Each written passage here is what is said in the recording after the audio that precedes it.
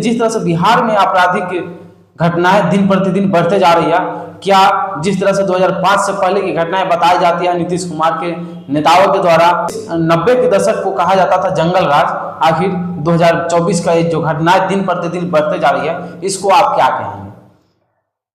अपराधी बेलगाम है। इसका मतलब सरकार नाम की कोई चीज नहीं है। लोगों का भरोसा बिल्कुल उठ चुका है। किसी जिले में दुष्कर्म का मामला, किसी जिले में हत्या का मामला, किसी जिले में आगजनी का मामला, तो ये साबित करता है कि बिहार में 1% भी सरकार नाम की चीज नहीं है। खेद का विषय है, लेकिन मैं सरकार की तरफ से जरूर स्पष्ट करना चाहता हूं कि शीघ्र कार्रवाई किया जाएगा और जो भी दोषी होंगे इसके तुरंत इनको सलाखों के अंदर डालने का काम किया जाएगा। सुबह जानकारी मिली है कि माननीय पूर्व मंत्री मुकेश सहनी जी के पिताजी जीवन सहनी जी, जीतन सहनी जी की जो है वो हत्या की गई है। घटनास्थल का मुआयना किया गया है, देखा गया है, उसमें प्राइमा फेसिया जो दिखता है उसमें लगता है कि कोई चोरी के नियत से आया है घर में, और उसमें ऑब्स्टेन किया गया है इनके द्वारा। उसमें जो है वो गंभीर रूप से घायल करते हुए इनकी हत्या हुई। मुकेश सहनी के पिता जीतन सहनी का हत्या कर दिया गया है। उनके पैतृक गांव दरभंगा में रह रहे थे, उनके पिता अपने घर में अकेले रह रहे थे, और जैसे ही ये पता चली मुकेश सहनी मुंबई से बिहार के लिए रवाना हो चुके हैं।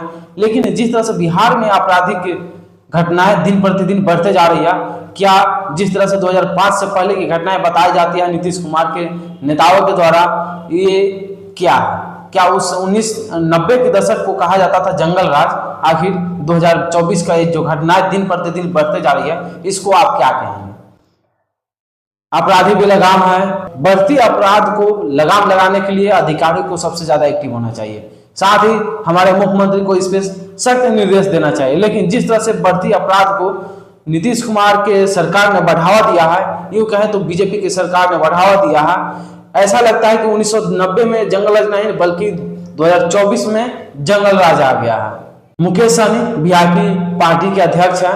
अब एक पार्टी के अध्यक्ष सन ऑफ मलाह के नाम से जाने जाते हैं मुकेश सहनी, और बिहार में उनका प्रबल एक पद स्थापित कर चुके हैं।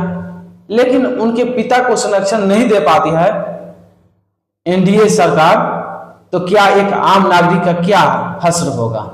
मुकेश सहनी दो भाई हैं, संतोष सहनी और मुकेश सहनी। एक बहन है उनकी। घर पर उनके कोई नहीं रहता है। जो नौकर तो टाइम से आते थे, टाइम से चले जाते थे। लेकिन जो घटनाएं सामने आ रहा है, बढ़ते अपराध को बढ़ावा देना ही इसको बोल सकते हैं। कुछ दिन पहले छपरा में घटना हुई थी, कोर्ट में जा रहे बाप बेटे को हत्या कर दी जाती है, और इधर दरभंगा में ये घटनाएं सामने आती है। जंगल राज रिटर्न टू वापस आ चुका है। ये नीतीश कुमार जी, क्या ये मंगल राज है?